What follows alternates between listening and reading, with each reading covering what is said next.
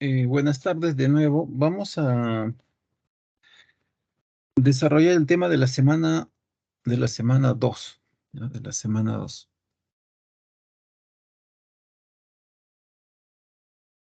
Lo que vamos a ver es algo de filosofía.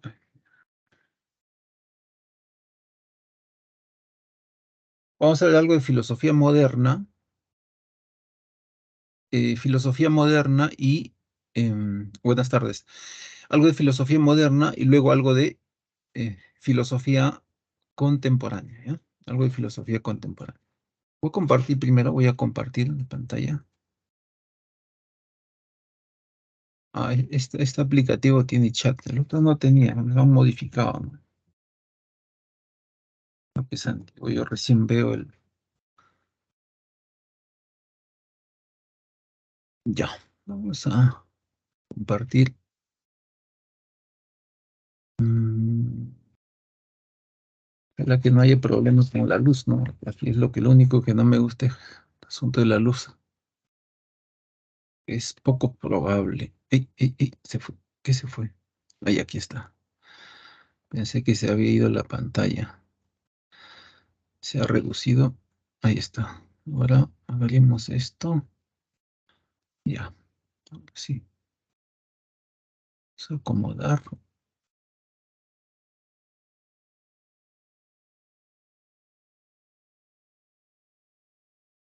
Ya está. Ya, entonces vamos a ver algo de filosofía contemporánea y moderna primero, ¿no? Al contexto. Ya no se ve el asunto de filosofía medieval, pero es necesario comentar porque precisamente lo que se deja de lado es el pensamiento medieval, ¿no? Por eso que algunos, bueno, un concepto más simple de pensamiento moderno es precisamente dejar de lado el pensamiento medieval, ¿no? Que tiene varias cosas. Por ejemplo, ya el asunto no es Dios, el asunto tampoco es que la iglesia tenga autoridad o que la razón y la fe vayan unidas, ¿no? Rasgos que sí había en la Edad Media, ¿no? Vamos a comentar eso. El pensamiento medieval, que aquí ya no hay un esquema, bueno, comentar para llegar a este punto. La filosofía medieval se desarrolla así esquemáticamente, se suele poner entre el siglo V y XV, ¿no? Más o menos haciendo corresponder con lo que es la historia, el periodo histórico, el medioevo, ¿no? Que está entre la caída del Imperio Romano occidental, ¿no? La caída del último emperador, ¿no? Rómulo Augusto, ante los herulos, ¿no? Los herulos invaden Roma, y la caída del Imperio Romano Oriental, ¿no? El Imperio Bizantino en el siglo XV, ¿no? Por la invasión de los musulmanes, ese periodo de la Edad Media. Ahora, la salvedad es que el pensamiento medieval se ha ido desarrollando desde el siglo II, en realidad, ¿no? Porque desde el siglo II, incluso algunos dicen antes, bueno, antes lo que había eran apologetas de la iglesia. Pero ya más o menos desde el siglo II, III aparecen padres de la iglesia, que van formando poco a poco el pensamiento teológico, hasta más o menos ya realmente iniciada la Edad Media. Para los inicios de la Edad Media propiamente, ¿no? Lo que es el siglo VI, por ahí, ya hay un pensamiento teológico, ¿no? Ya hay un pensamiento teológico. La cima de ese pensamiento teológico es precisamente el pensamiento de San Agustín. Por ahí otros padres de la iglesia, ¿no? San Ireneo, Clemente de Alejandría, etcétera, ¿no? Etcétera. Entonces, en esa primera etapa de formación se forma el pensamiento teológico. eh, el tema naturalmente es Dios, ¿no? El tema de la Edad Media es Dios. Los padres de la iglesia vienen a constituir la primera etapa del pensamiento medieval. Ahora, entre los padres de la iglesia, el tema fundamental era naturalmente el asunto de la fe, ¿no? Por la fe uno no solamente obtiene la salvación, sino también es conocimiento, ¿no? Para San Agustín, la fe te permite conocer la realidad. Creo para conocer, decía. Entonces ahí está el asunto de la fe, está el asunto también del platonismo, ¿no? El platonismo, hay la creencia, bueno, hay la aceptación de las teorías platónicas por la vía de Plotino, ¿ya? Por la vía de Plotino. Bastante influencia del platonismo. Ya, eso por un lado respecto de los padres de la iglesia. Ya en el siglo XII, ¿no? En el siglo XII, o sea, mucho después de que ya hay un pensamiento teológico, en el siglo XII aparece lo que es el movimiento llamado escolástica, ¿no? Escuela. En lo que era el antiguo imperio de Carlomagno había analfabetos, nobles analfabetos, ¿no? No sabían leer ni escribir. En realidad los únicos, los más cultos eran los curas, pues, ¿no? Y por ahí unos que otros nobles, ya. Entonces deciden cultivar la razón. La razón va a ser el gran tema, ¿no? La razón no está peleada con la fe, decían. Se puede llegar a Dios no solamente con la fe, sino también con la razón. Hay que cultivar la razón. Entonces empiezan a hacer escuelas y también universidades, ¿no? Universidades. Universidades. Cuando ocurre la conquista, ¿no? En Latinoamérica, lo que llega aquí es el pensamiento escolástico, ¿no? Pensamiento escolástico, pero conservador. Ahora, en la escolástica lo que cabe resaltar entonces es el asunto de la fe y la fuerte influencia del pensamiento aristotélico, el aristotelismo. Va a influir bastante el pensamiento de Aristóteles en el pensamiento escolástico, ¿no? En el pensamiento escolástico. Ahora bien, Aristóteles curiosamente es asimilado por dos vías, ¿no? La vía temprana es la escolástica oriental. El pensamiento oriental estaba asentado en el sur de España, ¿no? En el sur de España, ¿no? Representantes ahí están Avicena, Averroes, ¿no? Y por ahí judíos también, Maimónides. Bueno, en realidad los musulmanes y judíos convivían ahí, ¿no?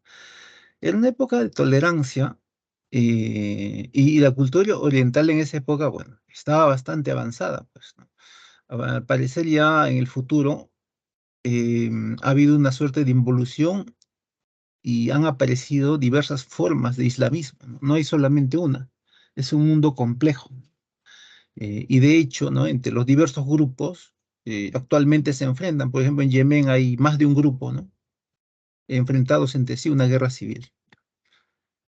Y así, ¿no? Es el asunto en Medio Oriente, ¿ya? Bueno, pero en esa época no, pues, ¿no? Entonces, en Córdoba, hasta el siglo X más o menos, era la ciudad luz. Había conocimientos de todo, matemática, medicina, astronomía y filosofía. Apreciaban bastante a Aristóteles.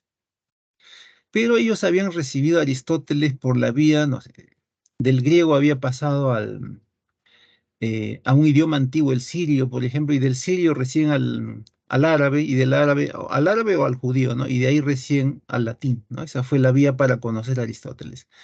Ya después, conforme se va desintegrando el imperio romano occidental, perdón, oriental, el imperio bizantino, artistas e intelectuales del Imperio Bizantino, donde la lengua valiosa, la lengua de la liturgia, la lengua culta era el griego, se van a ir a Italia, o sea, lo que era el antiguo Imperio Romano Occidental, pues, ¿no? El origen de todo. Artistas como el Greco, por ejemplo, ¿no? Bueno, diversos artistas se van a Italia.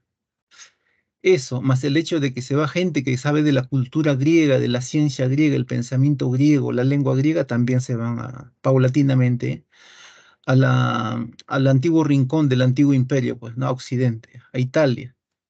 Es por eso que ahí tempranamente el Renacimiento empieza más o menos desde el siglo XIII. Lo que hay en el siglo XVI es el apogeo del Renacimiento, ¿no? El apogeo del Renacimiento. O también le llaman el mundo premoderno, ¿no? El mundo premoderno.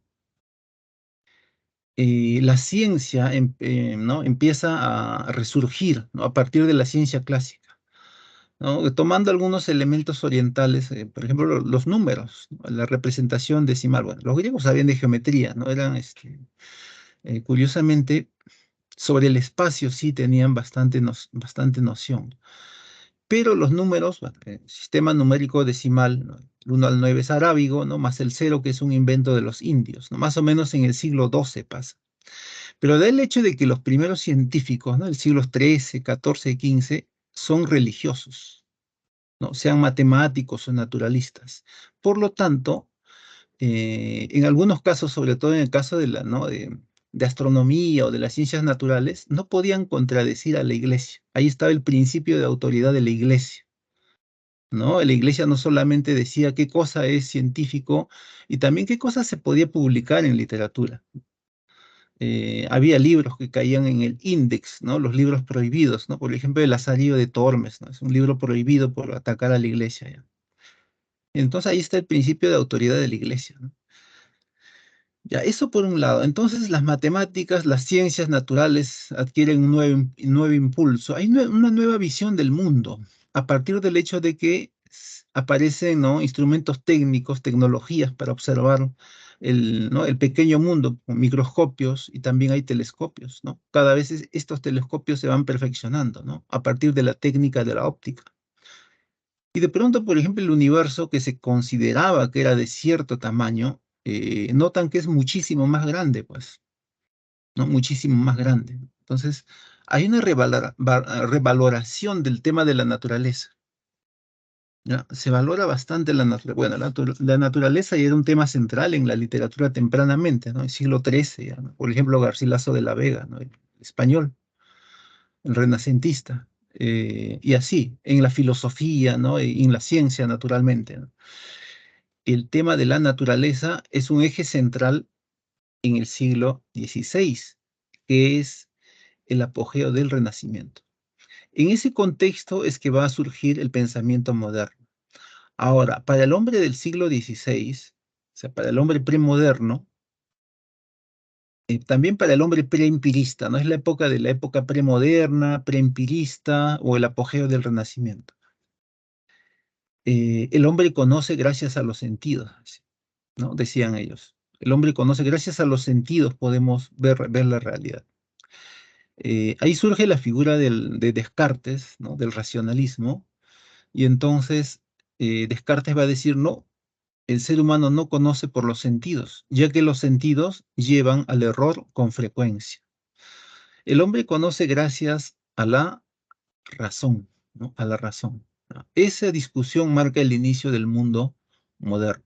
Es una discusión que ha pasado del ámbito de la teoría del conocimiento a la epistemología en el siglo XX. Igual hay enfrentamiento entre empirismo y racionalismo. Eh, el empirismo más fuerte es ¿no? El comienzo del siglo XX, bueno, incluso ya después, el que afirma que solamente pertenece a la ciencia lo que se puede constatar empíricamente, ¿no? Lo que se puede percibir por los sentidos ¿no? O algo directamente con instrumentación. Los racionalistas dicen no, pues, ¿no? Hay cosas que se demuestran primero racionalmente, ¿no? Racionalmente, deductivamente, y después aparecen de manera empírica, ¿no? El caso, por ejemplo, de los agujeros negros en las teorías de Einstein, aparecieron como modelos matemáticos, ¿no? O sea, de manera racional, a priorística, ¿no? Y ya, bueno, luego, recién, mucho después, se evidenció la existencia de agujeros negros en el espacio, ¿no? Que son simplemente cuerpos que tienen una masa enorme, ¿no? Una masa tan grande que distorsionan el espacio-tiempo, ¿ya? Sí hay objetos masivos de ese tipo, es decir, bueno, ya se pudo observar luego, pues, pero al comienzo no. De hecho, a comienzo del siglo XX no se podía ver, pues no había tecnología básicamente para evidenciar la existencia de los agujeros negros. Luego sí, pero muchas décadas después de la afirmación. Entonces, ahí está. Con esa discusión se da comienzo a lo que es el pensamiento moderno, ¿no? Al pensamiento moderno. Ahora, entonces, el concepto simple por ahí de pensamiento moderno, filosofía moderna, está, pues, es algo que está en contra del pensamiento medieval, ¿no? O es algo que se aparta del pensamiento medieval. En ese contexto aparece primero el racionalismo. Bueno, ya había preempirismo en realidad, ¿no? El empirismo moderno es una reformulación, una teorización que hace Locke recién, ya en respuesta a Descartes, pues. Entonces aparece el racionalismo, em, aparece el empirismo y también aparece el criticismo. el criticismo con Kant. Características. Bueno, no se ha hablado de características del pensamiento medieval. A ver, ya el pensamiento medieval, bueno, el gran tema era Dios y la creación del universo. La tesis, Dios ha creado todo a partir de la nada, ¿no? La famosa creatio et nihilo. Ya. El segundo problema de la Edad Media es el problema de las dos verdades, la razón y la fe, ¿no? Ahí aparece como carácter. Y ya hacia fines ya de la Edad Media, Guillermo de Ockham separa el asunto de la fe del asunto de la razón. Para Guillermo de Ockham, la fe trata sobre Dios, sobre el alma, y la razón trata sobre la ciencia, la filosofía. Son dos cosas separadas, decía, ¿no? Son dos cosas que están separadas, tienen su propio ámbito de estudio, ¿no? Ockham separa. Eso que hace Ockham va a pasar a ser una característica del pensamiento moderno. Claro, ya la ciencia no la ejercen solamente cura. Entonces la ciencia se separa del asunto de la iglesia, ¿no? O sea, caminos separados, ¿no? Como debiera ser lo que ya había planteado Guillermo de Ockham, ¿no? Es un asunto en la Edad Media, ¿no? El otro gran problema de la Edad Media era el famoso tema de los universales, ¿no? El asunto de los universales. Los universales no son otra cosa que los arquetipos platónicos. Claro, y aquí la tesis medieval era que a partir de los universales que tienen una existencia plena, una realidad plena, ¿no? Una realidad plena, o sea, los universales son cosas reales, se está generando toda la realidad que vemos en la naturaleza. Por lo tanto, el universal existe primero, decía. A esa posición que afirmaba la existencia del universal, ¿no? Que incluso le habían puesto nombres los medievales, ¿no? Los universales se pueden llamar por nombres, ¿no? Por ejemplo, la palabra hombre es un universal, ya que se refiere a todos los seres humanos. La palabra árbol es un universal, ya que se refiere a todos los árboles, ¿no? que hay en la naturaleza. Ya, el asunto era para los, ¿no? Para los realistas se le llamaba, ¿no? Los universales son cosas reales, están generando toda la realidad que vemos. A los realistas también se les llama platonistas, ¿no? Y básicamente es el pensamiento que va a involucrar a todos los padres de la iglesia, pues, o sea, todo hasta antes del siglo XII, ¿no? Más o menos.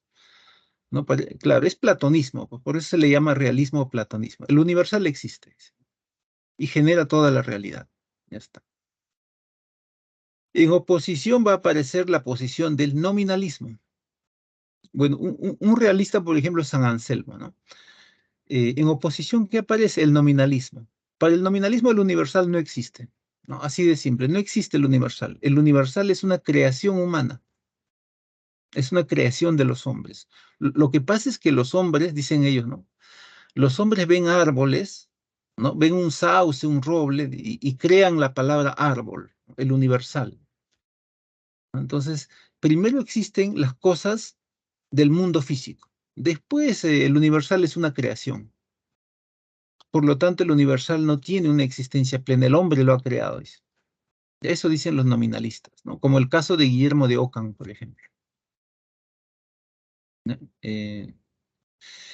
La solución al problema esto de los universales, ¿no? Realistas y nominalistas, es la que trae Santo Tomás de Aquino, ¿no? Lo que viene a llamarse realismo moderado.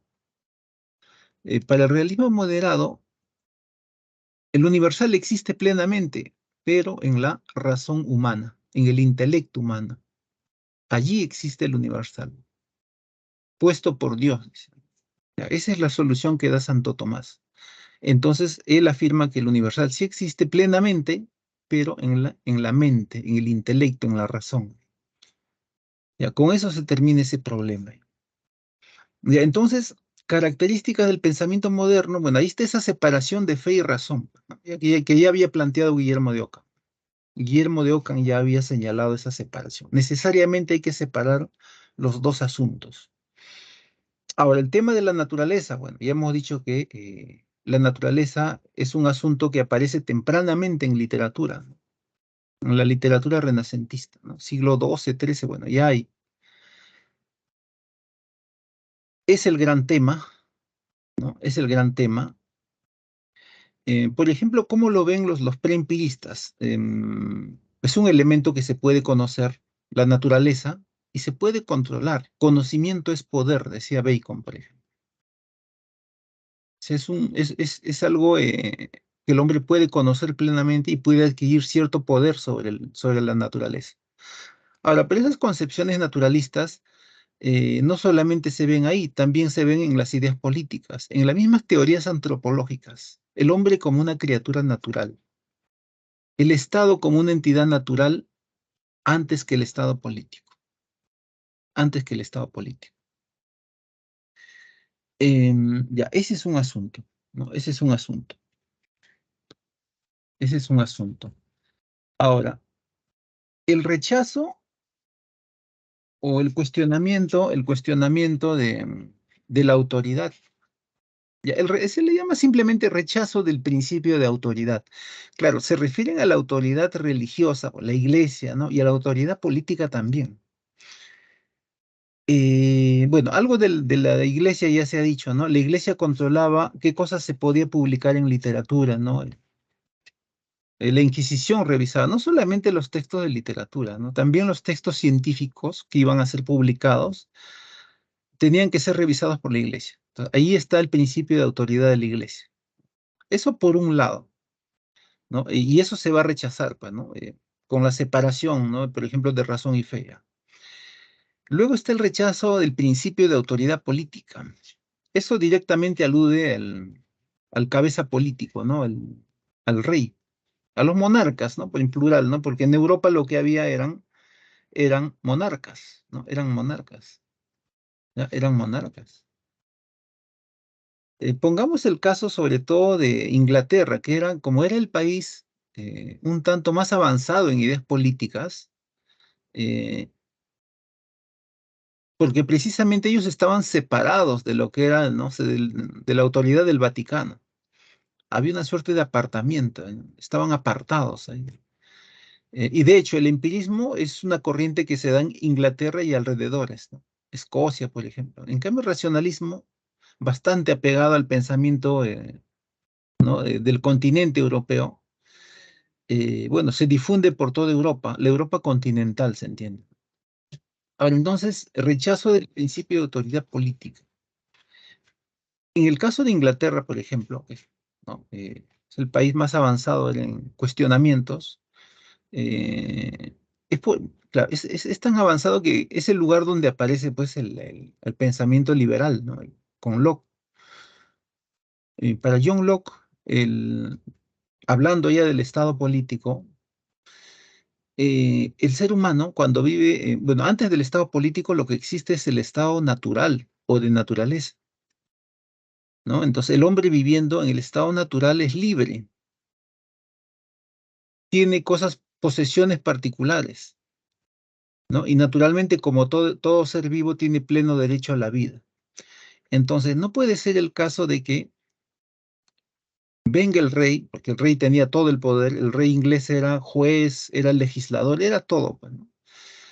No puede ser que el rey venga y, por ejemplo, te quite la vida o te quite tus posesiones y te encierre, te prive de la libertad, porque el rey tenía ese poder. Y no solamente era el caso, pues, de los ciudadanos comunes, ¿no? Eso también pasaba con los nobles, ¿no? Noble que caía en la desgracia, encerrado o muerto, ¿no? Entonces caías en manos del rey, bueno. Empiezan a aparecer esos cuestionamientos, o sea, ni los nobles estaban seguros. Consecuentemente, van a haber guerras civiles, ¿no? Enfrentamientos en Inglaterra. Claro, los que tienen el poder para organizar ejércitos son los nobles, ¿no? Son los nobles, ¿no? Algo de esas guerras civiles están relatadas en el libro Behemoth de Thomas Hobbes. O sea, y básicamente hacia qué se orienta el asunto, ¿no? De las guerras, del pensamiento de Locke sobre todo, es quitarle poder al rey. Ahora, ¿cómo se le quita ese poder, ¿no? Esa autoridad al rey?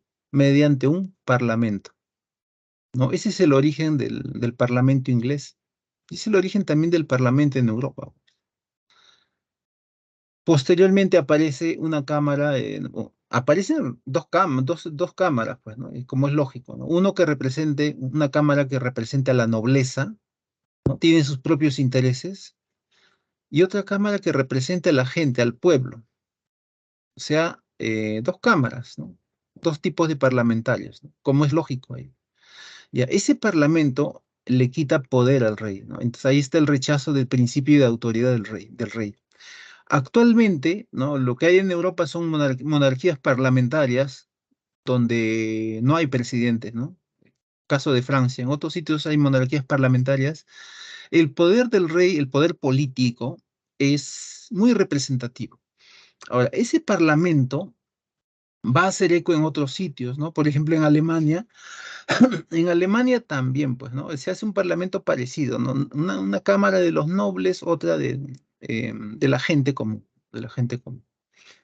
Ahí sí se entiende que haya dos cámaras, pues, ¿no? Dos cámaras, dos intereses distintos. Aquí en el Perú no, salvo que quieran sacarle más plata al Estado, pues. No, no tiene ningún sentido, tío.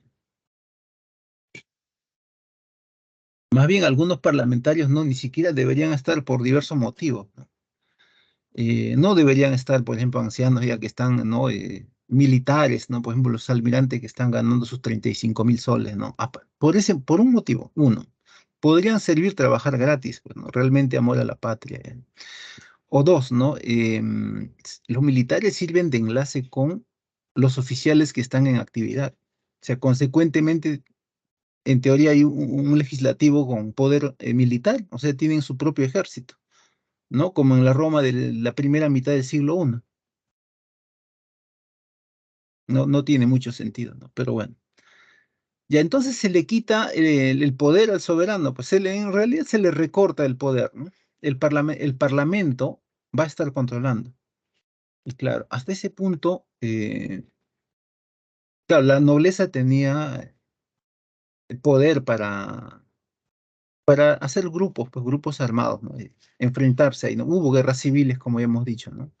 Ya, ese es el origen del parlamento inglés, pero básicamente la figura es, incluido el pensamiento de Locke, ¿no? Es cuestionar el principio de autoridad del rey, pues, ¿no? En este caso, la autoridad política, ¿ya? Entonces, esa es una característica del mundo moderno, ¿no? Del mundo moderno. Esas características que hay en el mundo moderno se van a ampliar al mundo contemporáneo, ¿no? El mundo contemporáneo es una suerte de continuación, ¿no? Una continuación.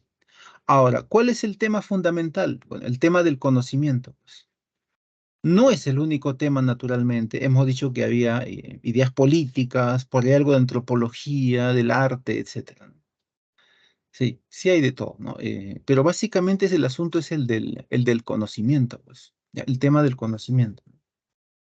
¿Ya? El tema del conocimiento. Ese es el principal asunto, ¿no? Ese es el principal asunto. El asunto del conocimiento. Es lo que vamos a ver ahora. Vamos a pasar a lo siguiente. Esto, ponerlo aquí. Ya. Primero vamos a ver el asunto del racionalismo. Entonces, Descartes inicia el pensamiento moderno con esa discusión de que no conocemos por los sentidos, pues, ¿no? No conocemos por los sentidos. Ahora, Descartes, siendo bastante creyente, no se va a guiar por el pensamiento teológico. Claro que en su nociología está el asunto de Dios, pero toma distancia, ¿no? Un tanto que se aparta o rechaza el criterio de autoridad de la iglesia. Solamente en ese aspecto, pero muy moderado, ¿no? Porque él es un personaje bastante cristiano, ¿no? Y bueno, entonces, eh, en este caso, él llega al asunto de Dios no porque la iglesia dice que ese es el eje central de todo, ¿no? Que Dios es el eje central de todo. Él llega al tema de Dios, vamos a verlo más adelante, por su criterio de verdad, ¿no? Él tiene un criterio de verdad. Eh, lo verdadero es lo claro y distinto, ¿no? Lo claro y distinto, ¿ya? Ese criterio de verdad o criterio de certidumbre es lo mismo. criterio de verdad o criterio de certidumbre. Porque él dice, primero hay que encontrar certezas en la razón. La razón es la base del conocimiento. Hay que encontrar certezas en la razón. Claro, una de las certezas precisamente es Dios, ¿no? Es Dios. Entonces, él está llegando a Dios por medio de un método. No llega a Dios porque así lo dice la iglesia. O sea, se aparta del asunto ahí. Ya, ahí está. Entonces, él tiene un criterio de certidumbre o criterio de verdad. Verdadero es lo claro y distinto, lo que no admite duda, lo que no admite duda. Sin embargo, para yo llegar a esas certezas, que son tres, ¿no? Y lo voy a poner más adelante, que son tres las certezas, él emplea un método, la famosa duda metódica. Pero el método simplemente es un punto de partida. Es un punto de partida para yo arribar a tres certezas. Primero, la certeza del yo pienso. Primero llegar a la certeza o la verdad de yo pienso. Ahora, este criterio de verdad, hay que decir algo más, lo toma por analogía de las matemáticas, ¿no? Bueno, a él le gustaban las matemáticas, se le considera el padre de la geometría analítica. De hecho, a los racionalistas les fascinan las matemáticas, ¿no? El caso de Descartes, bueno, geometría, o el caso de Leibniz, ¿no? Que se le considera el inventor del cálculo junto con Newton, ¿no? Bueno, Newton lo usaba de una manera indirecta en el movimiento de los cuerpos celestes. Bueno, ahora actualmente el cálculo se emplea incluso en física de partículas. O incluso aplicar las matemáticas, que es lo que hicieron los fisiócratas, ¿no? En economía. ¿Ya? Igual, entonces, claro, ¿y por qué las matemáticas? Porque las matemáticas son básicamente a priorísticas, se demuestran de manera racional, de manera racional. Ahora, en las matemáticas, entonces, dice Descartes, hay afirmaciones como 7 más 2 es igual a 9. Esa es una cosa clara y distinta, una cosa que no admite dudas, o sea, es una cosa verdadera.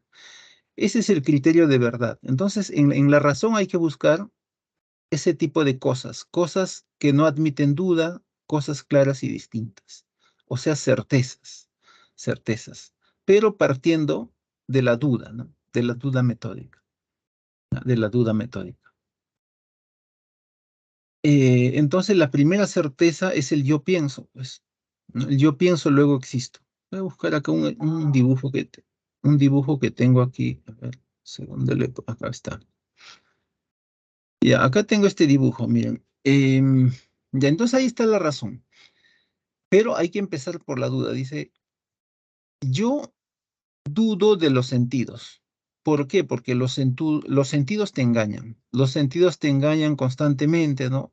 Piensas que alguien te estima, te dio un abrazo, ¿no? Te habló, te dio la mano, pero en el fondo no era así. Pero ¿por qué creíste una cosa? Porque te guiaste por los sentidos. Entonces los sentidos no son la base del conocimiento.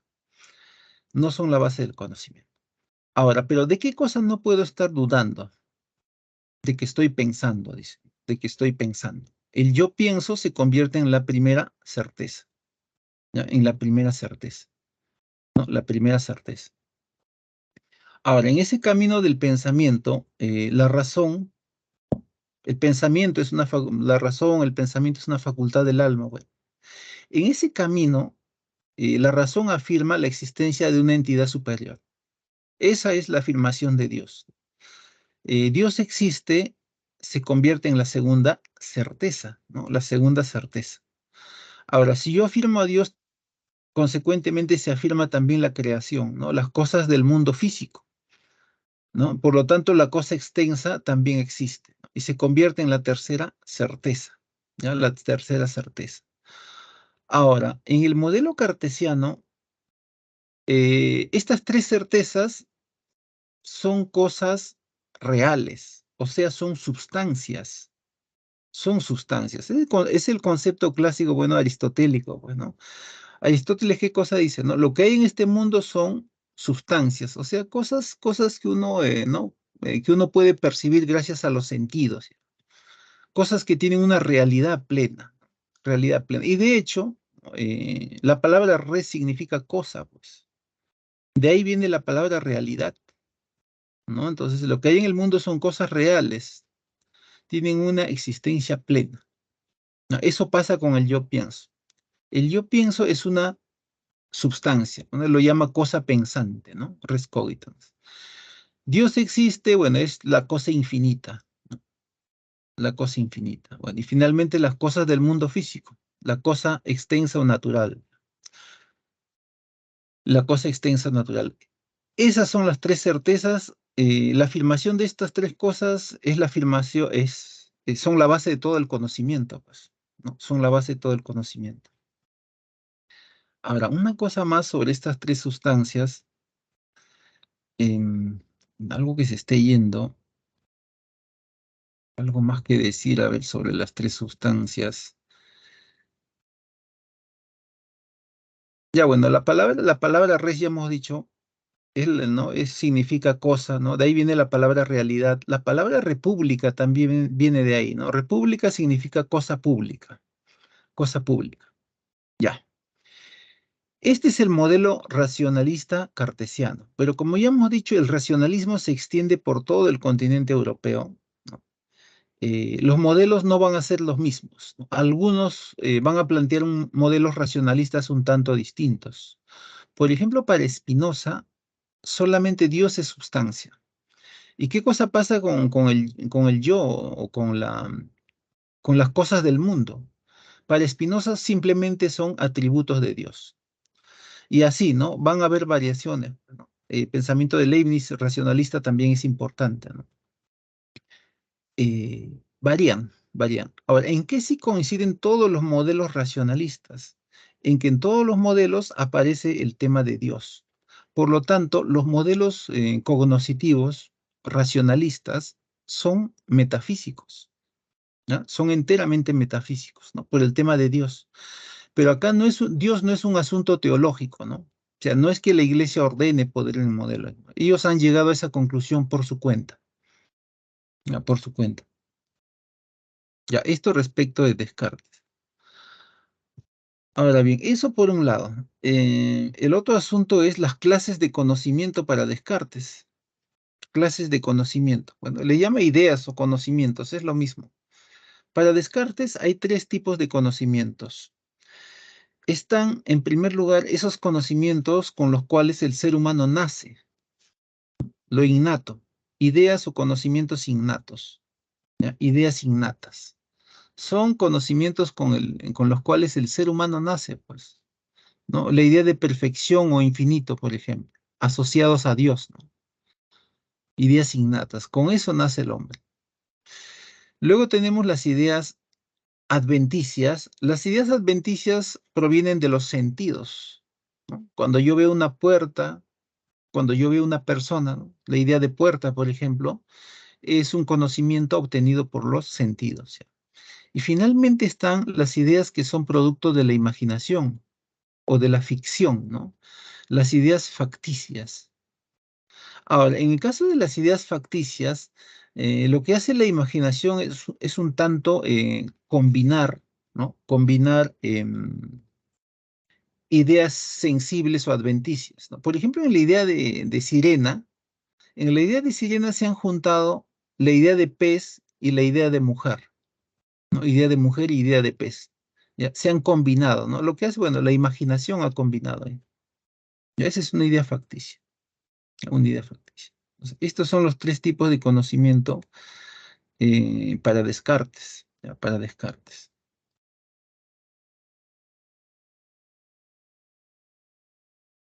El empirismo. Bueno, Locke, aparte de ser el padre del pensamiento liberal, también es el teorizador del pensamiento empirista, ¿no? Y había un preempirismo antes. Lo que pasa con Locke es que él hace la teoría, ¿no? La teoría para darle consistencia al pensamiento, a ese pensamiento que le va a hacer oposición al racionalismo, porque va a criticar al racionalismo, básicamente el pensamiento empirista. ¿Y cuál es la tesis central? Bueno, que el conocimiento se origina gracias a la experiencia sensible, a los sentidos, ¿no? Y no por la razón. Punto central que les cuestiona a los racionalistas. John Locke no cree, bueno, va a afirmar que en el empirismo no puede haber cabida para las ideas innatas, ya que el ser humano cuando nace, su mente está en blanco, está vacío, es una tabula rasa. Entonces, al nacer no tiene ni un conocimiento. Conforme se va desarrollando después del nacimiento, ¿no? Va adquiriendo conocimientos el ser humano, ¿no? Recién, ¿no? Conforme se va desarrollando. Ahora, ¿qué ideas se forman en el ser humano? Bueno, básicamente hay dos tipos de conocimientos o ideas, dice Locke, ¿no? Tenemos ideas simples, gracias a los sentidos tenemos primero ideas simples, que en el fondo son características, ¿no? Son características. Por ejemplo, la idea simple de una pizarra blanca, ya, lo blanco. Idea de blanco vendría a ser una idea simple, una idea simple. Idea de blanco, idea de rectangular, idea de liso, de sólido, etcétera. Ideas simples. Son características. Son conocimientos para Locke. Conocimientos simples. Ahora, luego tenemos las ideas compuestas. En las ideas compuestas lo que hay son ideas simples juntas, ¿no? Ideas simples juntas. La idea de pizarra, por ejemplo, ¿no? Es una idea compuesta. Ahora, lo que pasa en el proceso del conocimiento para Locke es que el ser humano, ¿no? El ser humano, cuando ve la realidad, básicamente asimila características, ¿no? Características. Esas características, esas ideas simples, son conocimientos o ideas simples para él. Ahora, en este caso, los sentidos, ¿no? En el caso de las ideas simples, juegan un papel activo. Los sentidos juegan un papel activo. No así el entendimiento o la razón, ¿no? En el caso de las ideas simples son los sentidos los elementos activos. En cambio, en el caso de las ideas compuestas, el elemento activo es el entendimiento, la razón, el intelecto, la mente o el pensamiento, ¿no? El pensamiento, la mente humana lo que hace es juntar ideas simples y construye o hace una idea compuesta. Junta la idea de lo blanco, de lo sólido, ¿no? De lo liso, y construye la idea de pizarra, la idea compuesta de pizarra. Así se produce el conocimiento en el caso de Locke, ¿ya? En el caso de Locke. Ahora, dentro de los modelos empiristas, hay perspectivas que son un tanto más, un poquito más, ¿no? Complejas. Bueno, lo de Locke es simple, ¿no? Yo quería ver lo de Hume, por ahí tengo algo de Hume. En el caso de Hume, lo que Locke llama ideas simples, para Hume no son ideas, simplemente son sensaciones. Voy a poner un dibujo acá. Son sensaciones. Ahí está, miren. La realidad está por un lado, ¿no? Está aquí, una manzana, la realidad, ¿no? De la realidad brotan aspectos de ella, ¿no? Lo verde de la manzana, lo rojo de la manzana, por ahí de repente lo dulce de la manzana. Pero estas son simplemente sensaciones, ¿no? Bueno, otros usan la palabra percepciones, en el fondo son lo mismo. El asunto es que eso verde, eso rojo o ese olor para Hume no son ideas simples, ¿no? Simplemente son sensaciones, ¿no? Cosas que estamos percibiendo. Ahora, esas sensaciones dejan manchas en la razón, en la mente, dejan impresiones, imprimen la mente. Pero esas impresiones no son conocimientos, simplemente son manchas, si se quiere, en la mente. Son impresiones, dice. Entonces, ¿cuándo aparecen los conocimientos? Los conocimientos aparecen después. La mente construye conocimientos a partir de nuestras impresiones, ¿no? Primero hace ideas simples, ¿ya? La idea de lo verde, la idea de lo rojo, la idea del olor, y luego la idea compleja de manzana. Esos son conocimientos. Ahora bien, los conocimientos entonces no se refieren a la realidad, sino son producto del entendimiento actuando sobre nuestras impresiones. Ahora, mucho se suele considerar, bueno, es erróneo considerar esto solipsismo porque las impresiones, claro, son nuestras, pero esas impresiones no las hemos creado nosotros. Las impresiones sí provienen de afuera. Nada más lo que está diciendo que esas sensaciones ni menos esas impresiones no son conocimientos. Simplemente son manchas que están en la mente ahí. Ahora bien, ¿qué está diciendo en el fondo Hume? Que lo que nosotros llamamos realidad no es realidad, ¿no? O sea, carece de substancialidad. Cada cosa del mundo externo no es una substancia. Ya hemos dicho que una substancia, ¿no? Algo substancial es algo que tiene realidad plena, pues.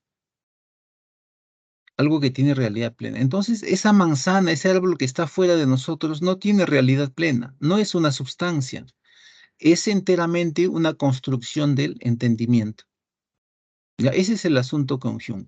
Sí se le puede considerar de que se trata, pues, de un pensamiento, un empirismo escéptico, ¿no? Le está negando la substancialidad o la realidad plena al mundo físico. ¿Ya? Entonces, el mundo externo solamente existe en función de que el entendimiento, el intelecto, la mente, el pensamiento humano está construyendo conocimientos basándose en nuestras impresiones que provienen de afuera. Ahora, entonces, no, las cosas de afuera no son sustancias, ya que no tienen realidad plena. Ahora, en el asunto del yo, ahí desarrolla una teoría psicológica. El yo solamente existe en función de que gracias a los sentidos recibimos impresiones, ¿no? Sentimos el mundo externo. Por lo tanto, sin sentidos, el yo no existiría, dice. Por lo tanto, el yo tampoco tiene sustancialidad. Sustancialidad. Bueno, ahí está cuestionando el concepto de sustancia, pues, ¿no? La sustancialidad. No hay una realidad plena fuera de mí, dice. No hay una realidad plena. También va a cuestionar la idea de causalidad, ¿no?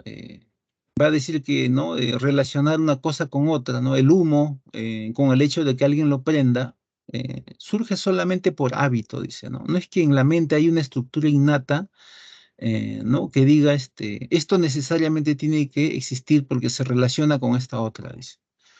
Ya, simplemente eso surge por el hábito, pues. Uno relaciona, dice, si hay humo, alguien ha prendido fuego. En realidad el humo puede deberse a otra cosa, pues. ¿Ya? Entonces, cuestiona también la idea de causalidad, ¿no? Pero eso es lo secundario, lo más importante es cuando él cuestiona el hecho de que el mundo no tiene substancialidad. El mundo es una construcción enteramente mental, pues. Ya, vamos a pasar a lo siguiente.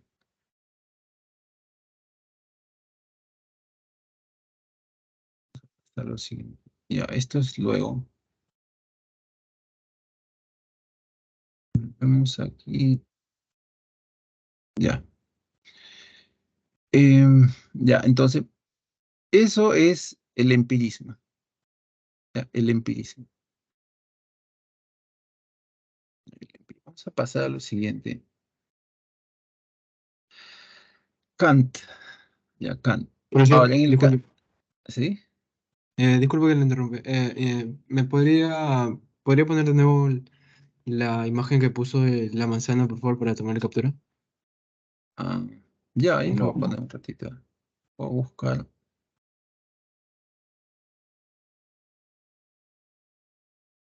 Estamos con el tiempo. Esto lo he dibujado. Ya, es un dibujo así rápido, un esquema. Ok, gracias. Ya, guardar esto. Ya, ahora vamos a hablar algo sobre Kant, en lo que viene a llamarse criticismo. Bueno, es un libro que se llama Crítica de la razón pura.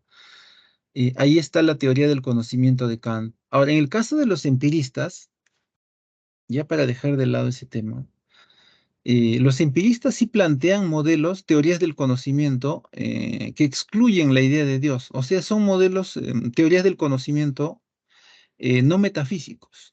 No hay el tema de Dios, con la excepción del pensamiento de Berkeley. En el caso de Berkeley, sí aparece el asunto de Dios. Lo de Berkeley en un comienzo se parece en algo a lo de Hume, ¿no? Porque él empieza afirmando que la única realidad plena que existe es la percepción, ¿no? El ser de las cosas está en la percepción y ahí se agota todo. Pero ¿cómo es que si se agota todo en la percepción, ¿no? O en la sensación, cómo es que finalmente el hombre conoce? Bueno, en el caso de Berkeley aparece pues el tema de Dios en el entendimiento humano. Es por eso finalmente que el hombre conoce. Claro, el modelo de Berkeley, siendo empirista, sí es metafísico, pero es el único modelo, ¿ya? El único modelo, ¿no? En los demás casos no aparece el tema de Dios. Ahora, en el modelo de Kant tampoco va a aparecer. Y no es que Kant no sea creyente, ¿no? Porque una cosa es el asunto, bueno, se separan el asunto de religión y el tema del conocimiento, ¿no? Bueno, eso es lo que hace Kant, pues. El modelo kantiano es un modelo cognitivo que no involucra la idea de Dios. O sea, no es metafísica. Es un modelo cognitivo pleno el de Kant. Ahora, en la posición de Kant, él afirma tanto lo que dicen los racionalistas como los empiristas. Para él hay dos bases del conocimiento. Por un lado están los sentidos, la experiencia sensible, ¿no? La parte empirista, y por el otro lado está el asunto de la razón, ¿no? La razón pura, la parte racionalista, la parte racionalista, ¿no? Ya, entonces hay dos bases para el conocimiento. Ahora, la realidad, lo que conocemos realidad, las cosas del mundo real para Kant, esquematiza de una manera simple, ¿no? Las cosas que vemos tienen dos aspectos, dice, ¿no? Tienen una parte externa y una parte interna. Todas las cosas. Esquematiza así, simplifica el asunto, ¿no? La parte externa se le llama fenómeno y a la parte interna se le llama númeno o cosa en sí. Entonces, toda cosa tiene fenómeno y númeno. Parte externa, parte interna. Ahora, ¿qué cosa es lo que conocemos realmente? Para Kant solamente llegamos a conocer la parte externa, el fenómeno, ¿no? Yo tengo otro dibujo por acá, lo voy a ubicar rápido. Si no, no se puede entender un poco. A ver, por acá. Parece que está aquí nomás. Ya, ahí está. Ya, miren, la parte empirista, la parte de los sentidos por un lado, ¿no? La parte de los sentidos, ¿qué cosa aportan? Los sentidos aportan información, información del mundo real, ¿no? ¿Ya? Del mundo real. Claro, esa información entra por los sentidos. Gracias a que los sentidos tienen dos elementos a priori que son el espacio y el tiempo, dice, ¿no? Ahí están, ¿no? En rojo. Entra esa información, pero esa información que viene de afuera, dice Kant, es una información desordenada. Él lo llama caos de impresiones. Ahora, entonces, en la razón pura, en un segundo momento, lo que va a hacer es, básicamente lo que va a hacer es ordenar la información, ¿no? Ordenar la información. Gracias a que en la razón pura hay elementos a priori, ¿no? Así como en los sentidos hay elementos a priori de la sensibilidad, del espacio y el tiempo, en la razón pura hay elementos a priori de la razón, que son las categorías. Las categorías son las que ordenan propiamente la información y construyen la realidad que vamos a conocer, ¿no? Entonces, a esa parte donde en última instancia la razón y sus categorías ordenan y construyen el conocimiento, es lo que se llama giro, ¿no? El giro copernicano. Claro, no es como en el siglo XVI, que son los sentidos, ¿no? Sino en este caso, en última instancia, la razón pura está construyendo el conocimiento. Ahora, pero aquí viene un problema porque lo que vamos a conocer, hemos dicho que no es la parte interna de las cosas, o sea, no es el número, sino que lo que conocemos es el fenómeno, o sea, la parte externa de la realidad. Consecuentemente, para Kant solamente conocemos parte de la realidad, no se conoce toda la realidad, ¿no? La realidad, cada cosa está constituida por dos partes, ¿no? La parte interna y la externa, número y fenómeno.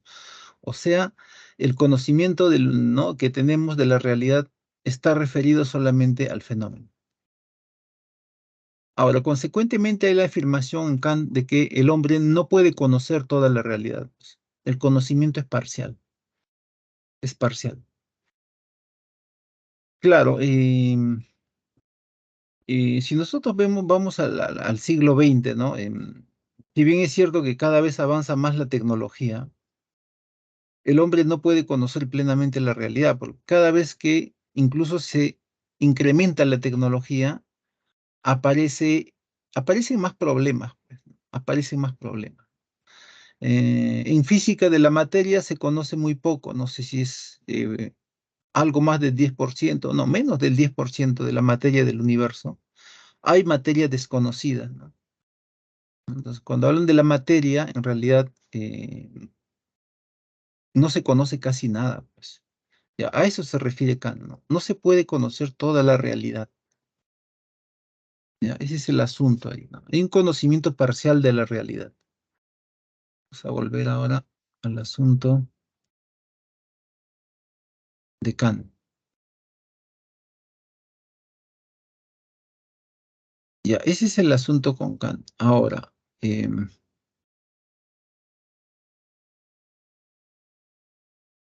el caso de Kant, no sé si por ahí tengo ejemplo de juicios, voy a ver si tengo. Bueno, en el caso de Kant, cuando es que clases de conocimientos para Kant, bueno, cuando es la pregunta de los conocimientos, para Kant están en los juicios, pues, ¿no? Los juicios son enunciados o conocimientos, si se quiere, ¿no? Es lo mismo en el caso. Ahora, el tema de los juicios que contienen conocimientos o que son conocimientos, en realidad el tema no es un asunto plenamente kantiano. No es un asunto plenamente kantiano. En realidad, muchos hablaban sobre los juicios. em, Leibniz mismo habla sobre los juicios. Actualmente se sigue discutiendo sobre los juicios.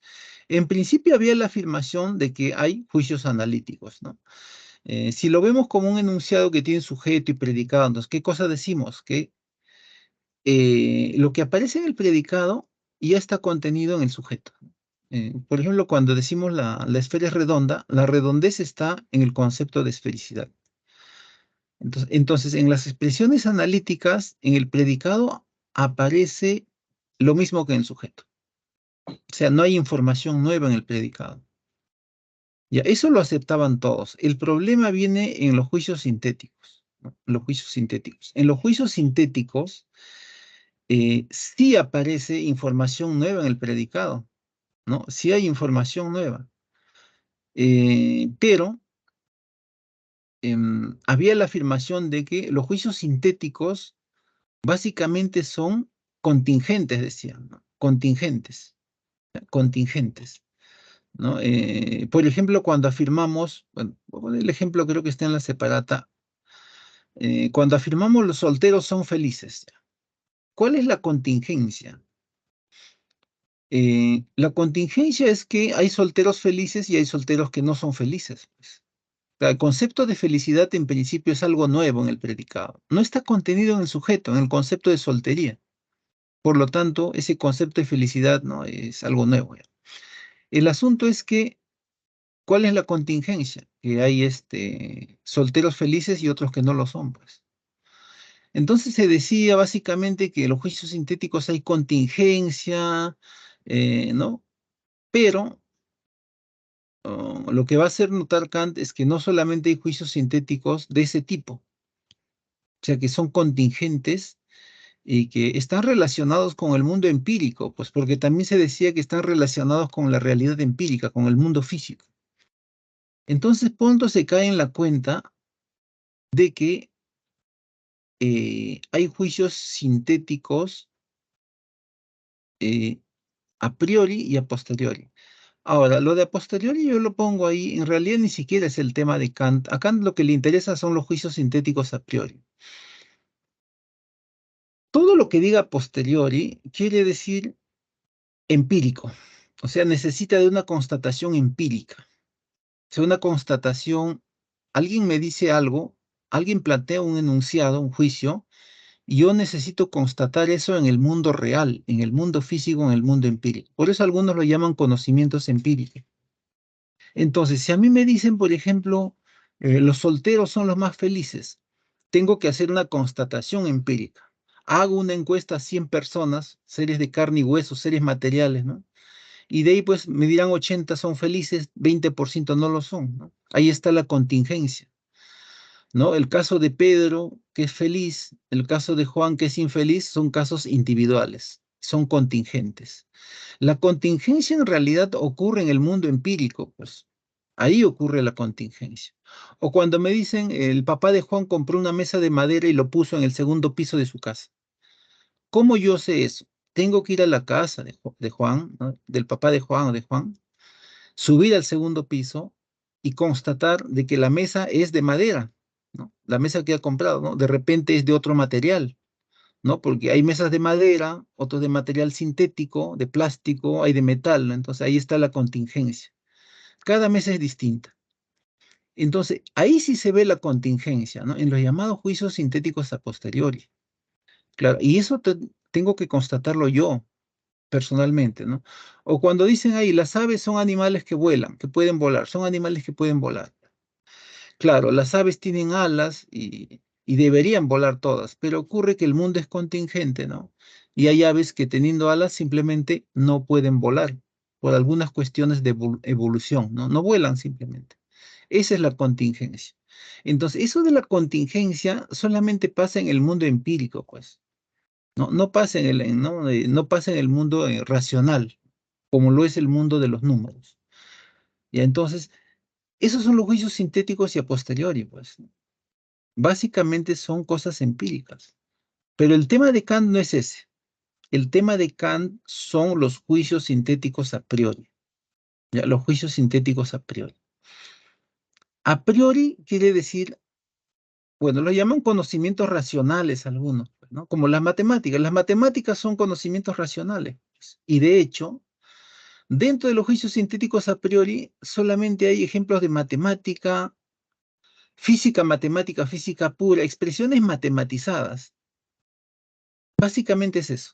No hay un ejemplo que no sea distinto de eso. De hecho, en crítica de la razón pura, no pone el ejemplo de 7 más 2 es igual a 9. ¿Ya? El 9 es información nueva. 9 no es igual a 2, 9 no es igual a 7. Información nueva. Ahora, ¿cómo demuestro yo que 7 más 2 es igual a 9? Yo necesito tener como en jardín manzanas o peras, no se necesita. Las matemáticas se demuestran de manera enteramente racional, no requieren del mundo empírico. Por eso algunos lo llaman conocimientos racionales. Ya, pero ese es secundario, ¿no? Aquí la demostración básicamente es matemáticas. Y ahí se comentó, pues, ¿no? Que em, Leibniz y Newton son los inventores del cálculo. Y ahí hay física matemáticas, física matematizada en cuando Newton habla sobre el movimiento de los cuerpos celestes, pues. Es cálculo, ¿no? Es lo que ahora llamamos cálculo, una rama de las matemáticas. Ahí está. Entonces son expresiones matematizadas o que se demuestran matemáticamente, pues. Física pura, ahí. Ahora, yo no he visto ejemplos, ninguna separata que no sean de matemática, ¿no?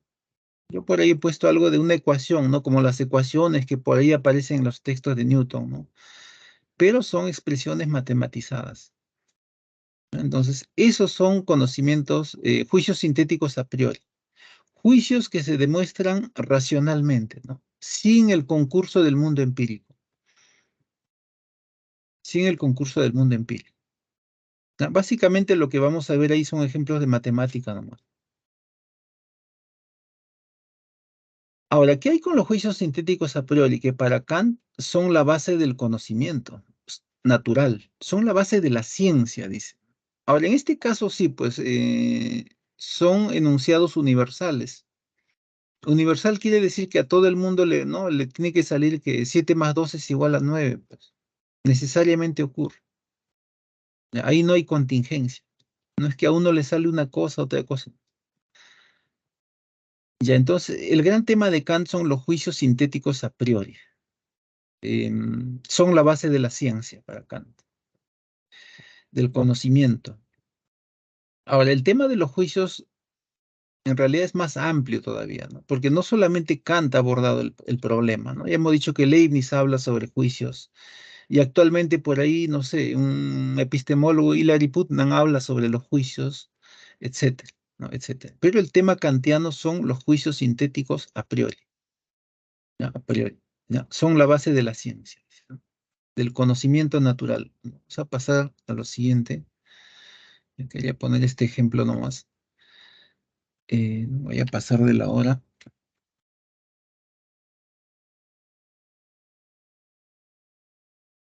El horario, empezamos en... voy a ver el horario. Ya, pues, está cambiando esto.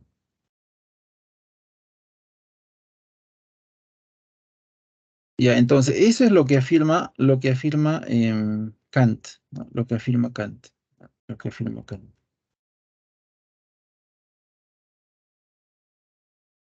Ya, todavía hay más de media hora. Ya, eso es lo que afirma Kant.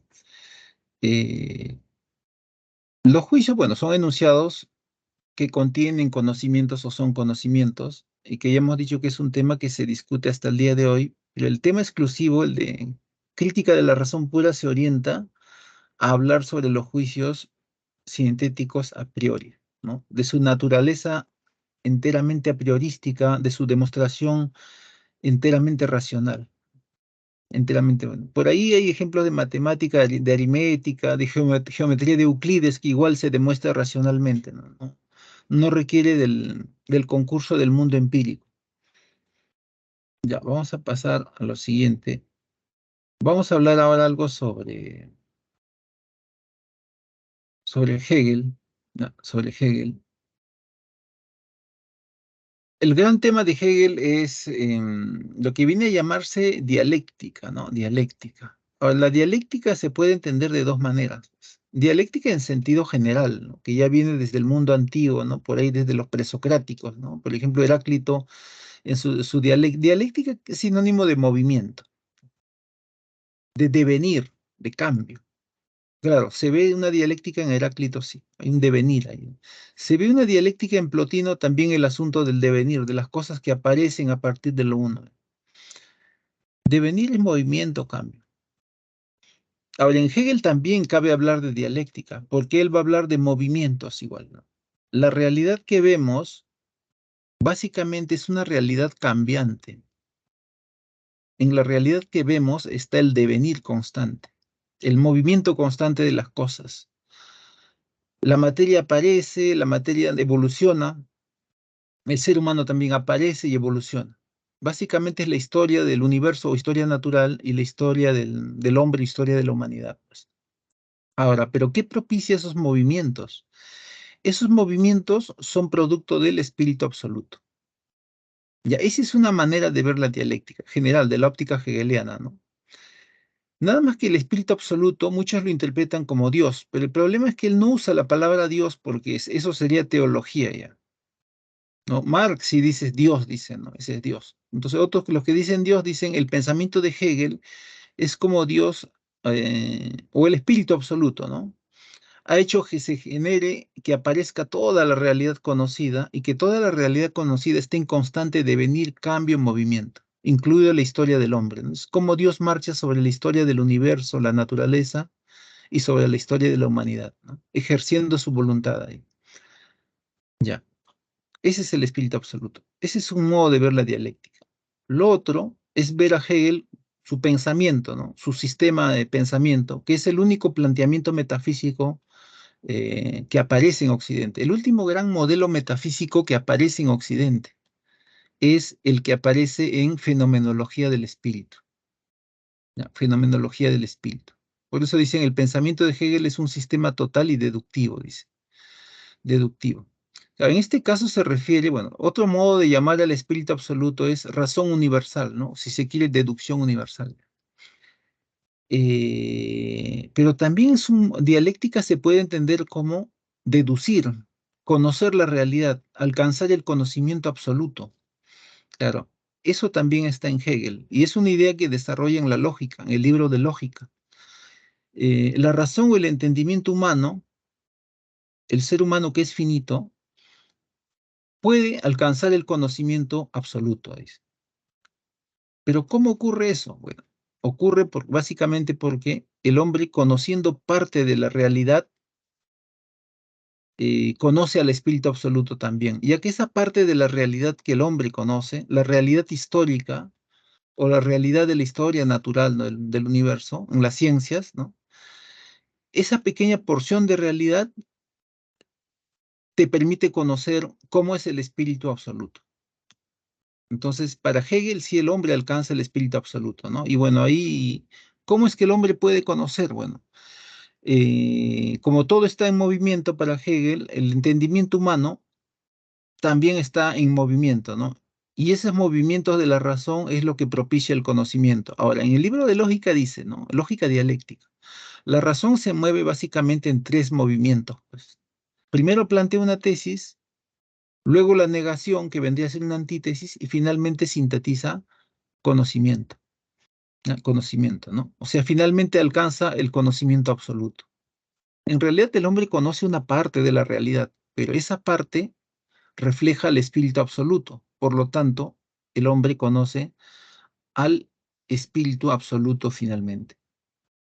Ya, esa es la afirmación de Hegel. Acá yo tengo un esquema, voy a ponerlo. Eh, Llama de otras maneras al espíritu absoluto, Hegel también, pues, ¿no? También lo llama la totalidad, lo llama, bueno, espíritu absoluto, infinito también lo llama, idea también lo llama, así en mayúscula, idea absoluta, etcétera, ¿no? Tiene por ahí otros nombres. Nunca usa la palabra Dios. Entonces, ¿qué cosa es lo que hace el espíritu absoluto? Mueve la realidad, ¿no? Produce toda la realidad que conocemos, que es una realidad cambiante, es un incesante devenir. Ahora, pero ahí se ve la voluntad del espíritu absoluto. Ahora, esa parte de la flecha descendente, ¿no? Donde el espíritu absoluto está generando toda la realidad conocida, la historia natural y también lo que está dentro, bueno, la historia de la humanidad, todo, refleja la voluntad del espíritu absoluto. Ahora, ese esquema se parece bastante a Plotino. Claro, en el fondo, tanto Plotino como el modelo de Hegel son modelos panteístas, pues. Dios se está manifestando en toda la realidad que hay en el mundo natural, en todo, ¿no? Es panteísmo. En el caso de Plotino era que todo se genera por emanación a partir de lo uno, ¿no? Ahora, pero complementariamente Hegel va a decir que la materia, la realidad material, incluso los hombres mismos, los seres humanos, se están perfeccionando también por voluntad del espíritu absoluto, ¿no? Esa sería la flecha ascendente, ¿no? Por eso los que estudian a Hegel dice ahí incluso un doble movimiento, ¿no? Una de descenso, ¿no? a la materialidad y otra de perfeccionamiento de la realidad material. ¿Ya? Ahora, parte de esa realidad material, claro, somos nosotros. Parte de la historia del universo, de la naturaleza, es la historia de la humanidad, la historia universal. ¿Ya? La historia universal, la historia del hombre, pues, del ser humano, que viene a ser para Hegel una historia universal. La historia del ser humano para Hegel es además la historia de la libertad, ¿no? La historia de la libertad. Ahora, ¿cuándo finalmente el ser humano es plenamente libre? Para Hegel es cuando aparece el Estado romano. Para Hegel, el Estado romano es la época de madurez del ser humano, la época viril del ser humano, ¿no? Vir significa hombre, ¿no? De ahí viene es la época de madurez del ser humano. Ahora, ¿qué cosa es lo que propicia la historia? Bueno, ahí viene a hablar Hegel del motor de la historia, ¿no? Para Hegel, el motor de la historia es la dialéctica del amo y del esclavo, pues, ¿no? Del amo y del esclavo. Eso es lo que mueve la historia. Un elemento tratando de dominar al otro y cuando lo domina simplemente lo desaparece. Pasa con los griegos, por ejemplo, ¿no? En un momento tienen por esclavos algunas culturas, ¿no? Pero llega la época de los romanos y la figura cambia, ¿no? Los romanos esclavizan a los griegos y finalmente esa decadencia los hace desaparecer. Ese es el motor de la historia para Hegel. Eso lo va a interpretar Marx como lucha de clases. Bueno, en realidad Marx le va a expropiar todo a Hegel, pues. ¿Qué cosa va a eliminar del esquema hegeliano? Va a eliminar la figura del espíritu absoluto, ¿no? Y se va a decir Marx, hay cambio en la realidad, pero esos cambios son por la propia materia. No hay ninguna entidad metafísica, no hay Dios, dice. Otra cosa que va a tomar Marx, ¿no? El materialismo dialéctico, va a ser la dialéctica, la lógica hegeliana, ¿no? La lógica dialéctica, ¿no? En la que la razón se mueve en tres momentos, ¿no? Tesis, antítesis, síntesis. Finalmente, la razón sintetiza conocimiento. Ese esquema, esa lógica dialéctica también la va a tomar Marx, ¿no? En lo que viene a llamarse materialismo, materialismo dialéctico, pues. Así le llama, bueno, es dialéctica pero materialista, ¿no? Eh, es dialéctica lo de Marx, pero materialista. ¿Ya? Eso lo va a tomar, ¿no? Lo va a tomar. Ahí está, ¿no? Bueno, aquí está lo que aparece en el libro de lógica, que es lógica dialéctica, ¿no? La razón humana para sintetizar conocimientos se mueve en tres movimientos, ¿no? Primero hace una afirmación. eh, Hace una afirmación. Por ejemplo, decir, no sé, pues, decir que en los persas hubo cierto grado de libertad, ¿ya? Pero luego va a negar eso, pues va a decir que, pero los griegos, ¿no? Se ve en la historia, ¿no? Que superaron eso, ya que los griegos llevaron a la práctica, ¿no? Y sobre todo entre los atenienses. Bueno, en realidad en Grecia hubo diversos modos políticos, ¿no? Pero entre los atenienses, por ejemplo, apareció lo que se llama democracia, que te garantizaba un mayor grado de libertad. ¿Sí? Entonces, con eso un tanto que ya están negando lo anterior. Y finalmente la razón, ¿no? Sintetiza conocimiento. ¿No? Va a decir que todos fueron superados por los romanos con la aparición de la figura del Estado romano, de las leyes romanas, ¿no? Ahí es donde aparece el concepto de ciudadano romano, que es el que prevalece hasta el día de hoy, pues. Entonces, de esa manera, la razón sintetiza conocimiento, la razón. Ahora, esas ideas que aparecen en el libro de lógica, ¿no? Dialéctica, lógica dialéctica de Hegel, que es un libro de la vejez, eso también lo va a tomar Marx, ¿no? Para su análisis de la historia, ¿no? Como ya hemos dicho, Marx toma todo, pues, absolutamente todo, excepto la idea, pues, la idea del espíritu absoluto, ¿no? Como lo que genera, la voluntad que genera todo el movimiento en el universo, ¿no? En la realidad conocida, ¿no? Básicamente lo que se afirma en Hegel es, pues, que la naturaleza, o más allá de ella, hay voluntad, pero bueno. Ya, fuera de eso, lo de Marx es dialéctica también, pero es una dialéctica materialista, como hemos dicho, ¿no? ¿Qué es lo que vamos a ver ahora?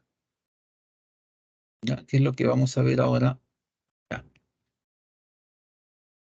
Ahora, entonces, en el pensamiento de Hegel, la realidad es cambiante, hay un devenir, o sea, hay transformación, pues. Entonces, ya no dice devenir, cambio, sino, bueno, van a usar también el término de cambio los materialistas dialécticos. Por ahí van a decir que la filosofía es transformar la realidad, ¿no? Ahora, pero ese transformar de la realidad, ese sentido práctico, está referido más a la realidad inglesa, que es donde vive Carlos Marx, ¿no? En Inglaterra, la sociedad industrial del siglo XIX.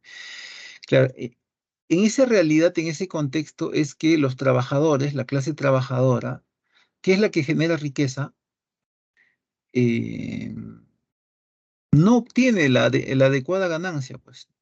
Ya, no obtienen, ¿no? Por lo tanto, deberían apropiarse de los medios de producción. Ahora, pero es un discurso que vamos a ver en el siguiente cuadro. Ya, entonces el pensamiento de Marx es materialismo dialéctico, o también por ahí se le llama, bueno, habla de un materialismo histórico, ¿no? En la historia hay devenir, hay cambios, ¿no? Hay cambios. Los materialistas dialécticos introducen el concepto de cambio social, cambio social, cambio social. Esto quiere decir que la sociedad del siglo XV, la sociedad del siglo XIX es distinta a la sociedad del siglo XV, por ejemplo. Básicamente porque ha habido cambio social. Las sociedades cambian, están en movimiento. Bueno, la idea ya es de Hegel, pues, pero bueno, ¿no? Relaboran el discurso y van a decir que todo cambia, ¿no? Cambian las culturas, las sociedades, cambia el arte inclusive, ¿no? Aunque eso de la evolución del arte, algo también hablaba Hegel, ¿no? El arte antiguo era distinto al arte clásico, decía, ¿no? El arte egipcio era distinto del arte griego, ¿no? El arte antiguo, bueno, hay un discurso, de repente cuando se ve estética, se ponga algo de Hegel ahí, hay la idea del cambio social, el cambio en la historia. Ahora, pero ¿cómo es que aparece la sociedad? Bueno, ahí viene un concepto de cómo es que aparece la sociedad. La aparición de la sociedad está ligada a la aparición del hombre mismo, ¿no? Del hombre mismo. En principio, para el materialismo dialéctico, no había seres humanos, no había hombres. Lo que habían eran individuos, ¿no? Individuos. Algunos ya muy optimistas, bueno, como el caso de Engels, decía que esos individuos eran monos, en el papel del trabajo en la transformación del mono en hombre. En realidad es una falsedad porque el hombre no proviene de un mono, ¿no? Es una caricatura más del siglo XIX el hombre proviene de un homínido ancestral, ¿no? Y por ahí también los otros primates también, ¿no? Los primates también, pero el hombre no proviene del mono, sino de un homínido ancestral, ¿no? Ya, entonces había individuos, pero por necesidad, ¿qué cosa va a pasar? Necesidad de poder producir comida, necesidad de poder producir protección. Los individuos se van a asociar en virtud del trabajo, van a trabajar juntos para producir comida, por ahí para cazar, no sé, para protegerse. ¿Ya? Entonces, en virtud del trabajo, los individuos se juntan para trabajar, o sea, aparecen las relaciones sociales de producción. O también le llaman Marx estructura productiva, o estructura económica, o estructura material, o sociedad simplemente, ¿no? Así aparece la sociedad. Recién en ese momento es que la conciencia del ser humano se va formando, porque el ser humano básicamente tiene una conciencia social, ¿ya? Una conciencia social tiene. Básicamente tiene una conciencia social el ser humano. Ahí es donde aparece el ser humano. Ahora, entonces, la estructura material, la estructura productiva, es la base de todo, ¿no? Inclusive llega a decir que la estructura productiva, económica, material o sociedad es la base de la superestructura ideológica, o sea, de los pensamientos de la gente, las ideas de la gente, ¿no? O de la conciencia de la gente. ¿No? No es que las ideas tengan algún aspecto metafísico, sino tienen una sólida base material, ¿no? Que es la estructura económica, ¿ya? La estructura económica. Así con la estructura productiva aparece la sociedad, aparece la conciencia, aparecen las ideas, etc. Esa es la base de todo. Por eso está la afirmación de que la estructura material o económica, ¿no? Determina la estructura ideológica. Ya, bueno, ahí está la afirmación. Ya, básicamente lo que está diciendo también es que el ser humano aparece gracias a las relaciones sociales de producción. Ahí es donde adquiere conciencia, dice, ¿no? El ser humano básicamente tiene una conciencia social, ¿ya? Social. Básicamente es una conciencia social. Hay un resaltado en el esquema lo del hombre como fabricante de instrumentos, ¿no? Claro, es lo que se afirma también respecto del cómo es que aparece el hombre, ¿no? Eh, Elabora herramientas para trabajar. Vamos a pasar al siguiente punto. Ya, bueno, de ahí se reitera la idea de que las ideas tienen, o superestructura ideológica, ¿no? Tienen como base la estructura material o estructura productiva o estructura económica, ¿no? Lo que estábamos diciendo, que la superestructura ideológica, perdón, la superestructura, claro, la superestructura ideológica tiene como base la estructura económica, productiva o material. O si se quiere, ¿no? Bueno, la afirmación que está ahí, ¿no? Bueno, ahí es donde adquiere conciencia social el ser humano. Ahora, ahí en el esquema lo que está, bueno, hemos dicho que para Marx la filosofía es transformación, aunque eso no es original, ¿no? Hay transformación en la realidad, es una afirmación de Hegel.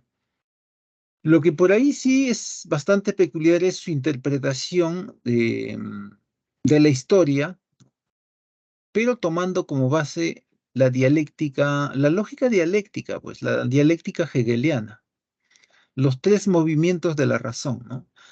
La tesis, la tesis, la antítesis y la síntesis. Claro, en su análisis de la historia él comienza afirmando, ¿no? En un momento de la historia, ¿no? Los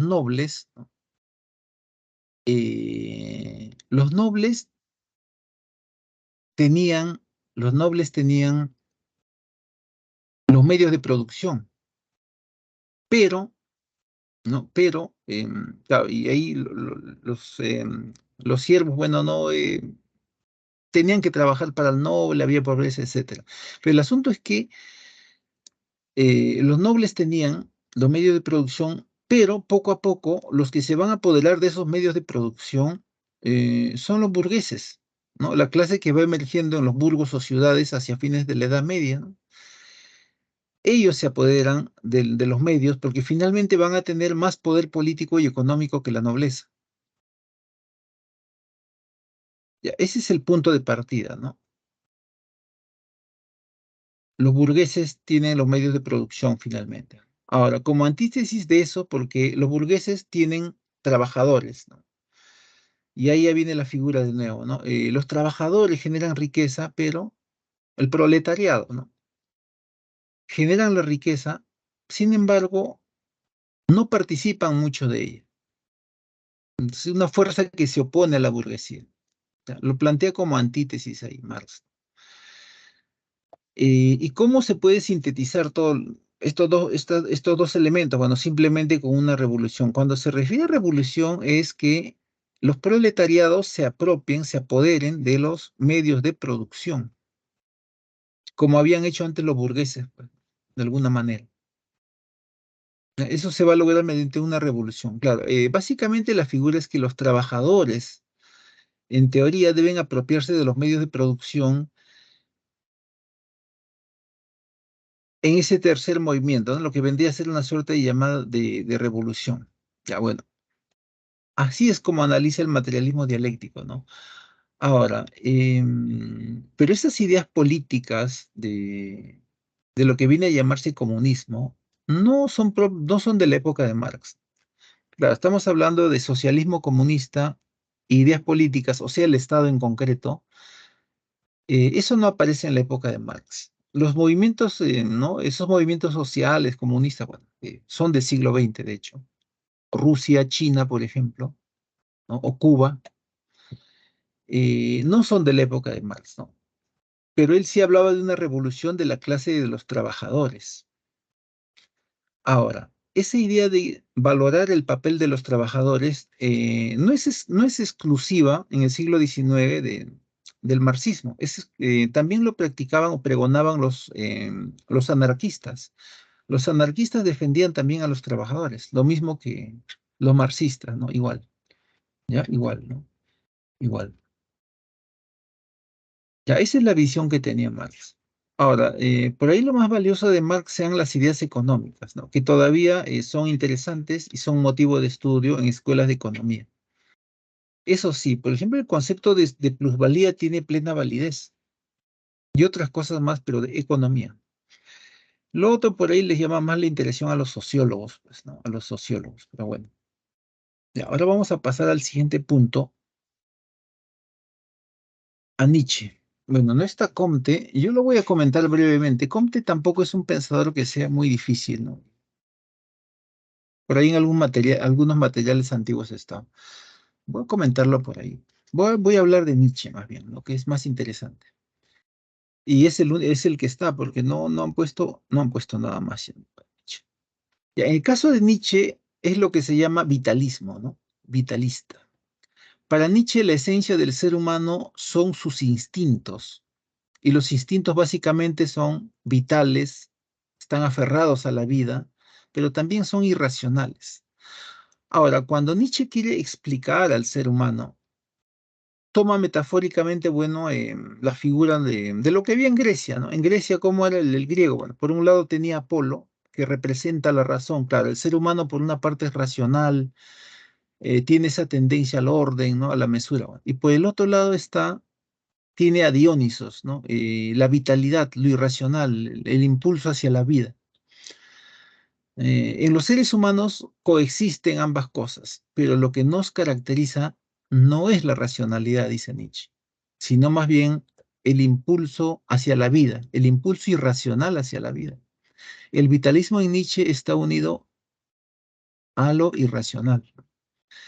De hecho, la vitalidad es irracional, está ligada a los instintos, irracional igual instinto, pues, ¿no? A los instintos, instintos de supervivencia. Claro, en el fondo que está valorando bastante el papel de la vitalidad en la figura de Apolo, ¿no? De Apolo, perdón, de Dionisos, ¿no? De Dionisos. Dionisos poco a poco se convierte en una deidad, bueno, es una deidad que viene de Oriente, pero poco a poco se convierte en una deidad importante en Grecia. Es conocido que las celebraciones, bueno, había muchas celebraciones religiosas en honor de Dionisos, o Dionisio, ¿no? Eh, en la época romana, bueno, pasa como el dios de la borrachera Baco, ¿no? Bacchus. eh, Se convierte en un dios importante, el dios de la vitalidad. En su honor se celebraban, por ejemplo, las tragedias también, ¿no? Las tragedias. Los autores trágicos se presentaban con sus tríadas, tres tragedias unidas y un drama de sátiros, ¿no? Tragedias. Tragos Aidía, canto de los sátiros. Los sátiros eran deidades en el culto de Dionisos, deidades menores, ¿no? En el culto de Dionisos. Había, de hecho, un drama de sátiros junto a las tríadas, aunque poco se conserva de los dramas satíricos. En tragedias se conserva regular número, tampoco no es que haya muchas tragedias, mucho se ha perdido, mucho de la literatura griega se ha perdido en realidad. Se ha perdido con el paso de los tiempos, ¿no? Claro que en ese tiempo no había el hecho de producir en masa, los textos se producían a mano, pues, ¿no? Los amanuenses, bueno, los que escribían a mano. Bueno, Bueno, el hecho era que Nietzsche valoraba bastante la figura de Dionisos, ya que este era el dios de la vitalidad. Y precisamente el ser humano básicamente es un ser con instintos, ¿no? Un ser aferrado a la vida. Ahora, el pensamiento de Nietzsche supone una crítica contra el pensamiento occidental. ¿Cómo es el pensamiento occidental? Bueno, el pensamiento occidental precisamente tiene una tradición racionalista, desde Sócrates. De repente por ahí algunos rasgos más antes, pero sobre todo desde Sócrates, ¿no? Porque sí va a valorar a los presocráticos y también a la época heroica, ¿no? La época homérica. El ser humano se aferra a la vida, dice. Tiene instinto de supervivencia. Por lo tanto, lo natural en él son los valores vitales, como el egoísmo, por ejemplo, ¿no? En la naturaleza, los seres vivos no se preocupan por los otros, normalmente se preocupan por cada uno, por su sobrevivir. Pero en Occidente ha ido contra los valores vitales, dice. Ha planteado valores no naturales, valores antivitales, ¿no? La tradición occidental. Entonces lo que Nietzsche va a hacer es atacar todo el pensamiento a la tradición occidental, la tradición racionalista. En especial va a atacar los valores que ha impuesto Occidente, los valores morales, ¿no? Para él son antinaturales. Ahora, dentro de esa tradición ha aparecido también el pensamiento judío-cristiano, e igual, ¿no? Son valores antinaturales los que traen a colación. Ahora bien, eh, en la sociedad existen dos figuras, ¿no? Los siervos y los nobles o señores. ¿Quiénes tienen la voluntad de poder? Bueno, son los señores, pues, o nobles. No así, ¿no? Los siervos o los del rebaño también cuando se refiere a los judio-cristianos, ¿no? Ellos no tienen voluntad de poder. Entonces, en la figura del noble o señor está arraigada aquella figura de la voluntad de poder. ¿Voluntad de poder para qué? Para cambiar los valores o el orden moral establecido. Entonces, el noble o señor tiene voluntad de poder. ¿Quién encarna mejor la voluntad de poder? Es el superhombre, dice. El superhombre. Dentro del superhombre, el superhombre ideal es Zaratustra, ¿no? Zaratustra encarna la vitalidad humana. O sea, algo así como Zaratustra va a venir, va a plantear la muerte de Dios y por ahí va a implantar nuevos valores, va a implantar valores vitales, valores hacia la vida. Ya que los señores, ¿no? El superhombre, Zaratustra, es el ser superior, tiene voluntad de poder, ¿no? Voluntad de poder.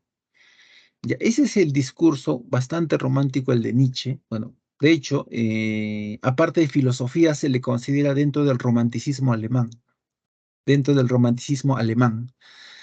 Y entonces, Zaratustra encarna al señor, ¿no? Al noble, al superhombre, aquel que tiene voluntad de poder, aquel que va a cambiar los valores establecidos por Occidente que son antinaturales y finalmente va a imponer nuevos valores, valores vitales, dice. Ahora, la visión occidental plantea el desarrollo de la historia como una flecha. Un inicio se orienta hacia un fin de los tiempos. Nietzsche valora más la visión circular del tiempo. Bueno, es lo que había en el mundo antiguo, pues, ¿no? Hay un inicio, hay un desarrollo, todo desaparece, vuelve al origen, ¿no? Vuelve al origen. Ya, eso lo valora Nietzsche. No, él no ha creado ese concepto del tiempo circular que se opone al tiempo lineal de Occidente. Es una crítica contra ellos. Simplemente lo asimila. Ahora, en una parte de así hablaba Zaratustra, ¿no? Dice Zaratustra, claro, los tiempos se repiten, es como en lo cotidiano. Ayer sale el sol, hoy día sale el sol, mañana sale el sol. En el fondo la vida misma es monótona. Sin embargo, todo se puede superar con los valores vitales, con la vitalidad, dice. Eso es lo que dice Zaratustra, ¿no? Zaratustra. Entonces, es una reivindicación del vitalismo, ¿no? De la vitalidad. Ahora bien, aparte de Nietzsche también está Arthur Schopenhauer, ¿no? Es también vitalista. Es el mismo discurso, ¿no? El ser humano tiene instintos vitales que son irracionales, instintos a la vida, ¿no?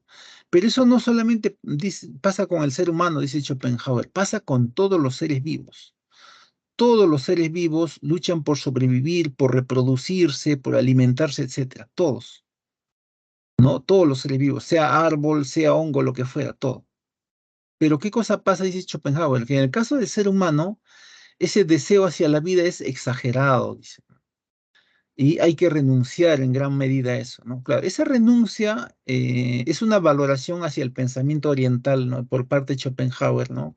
Esa renunciación a la vida, esa renuncia hay en el budismo, en el jainismo, esos movimientos orientales, ¿no? Ya, ahí sí hay eso. Ahora, por ahí no se ha considerado lo de Comte. Voy a revisar, lo de Comte no es complejo. Comte es un padre de la sociología, es el padre del positivismo lógico, ¿no? Para Comte, la sociedad ha progresado. Bueno, la idea de progreso es central en el positivismo, ¿no? La sociedad ha progresado gracias a la ciencia. Esa es la gran tesis de Comte. Ahora, ¿y cómo es el positivismo? Positivismo es realista. Realista por materialista. Básicamente es antimetafísico o ateo como el marxismo, el positivismo. Es igual. Es realista o materialista o ateo, antimetafísico. Ese es un rasgo básico en el positivismo de Comte. Lo otro es el sentido de práctico, de utilidad, ya que la ciencia tiene propósitos prácticos, por ejemplo, curar enfermedades. Eso también lo valoran, ¿no? Y lo tercero es que para Comte no hay conocimientos absolutos, ¿no? Los conocimientos son relativos, particulares, dice, ¿no? Eso es básicamente lo que dice. Entonces, el positivismo es realista o materialista, tiene un sentido práctico y no hay conocimiento absoluto, sino relativo. Ahora, él concluye diciendo que la humanidad ha progresado, ha atravesado tres etapas. Primero tuvo un estadio religioso, ¿no? En el cual explicaba todo en función de la religión. Estadio religioso o ficticio. Ahí si pone internet estadios Comte y les aparecen. Religioso. Uno. Dos, aparece luego el estadio metafísico o filosófico. El hombre explica la realidad mediante conceptos abstractos, dice, ¿no? Segundo estadio. Luego aparece el tercer estadio, dice, el estadio superior positivo o científico. El hombre explica la realidad en función de la ciencia, dice. Cree en el progreso de la humanidad. Comte. Ya, ese es el discurso de Comte, ¿no? Que ya no se ha considerado, pero por ahí pueden sí, investigar un poco, pero no es complejo el pensamiento de Comte, ¿no? Es el positivismo. Voy a poner las claves. Ya, estas son las claves de esta semana. Ya, nos quedaremos aquí. Bueno, salvo que haya alguna pregunta ahí en el chat. Ya, en el chat hay alguna pregunta. Voy a reducir esto. Voy a abrir el chat de repente un par de minutos, no sé, algo que tengan puntual formulado.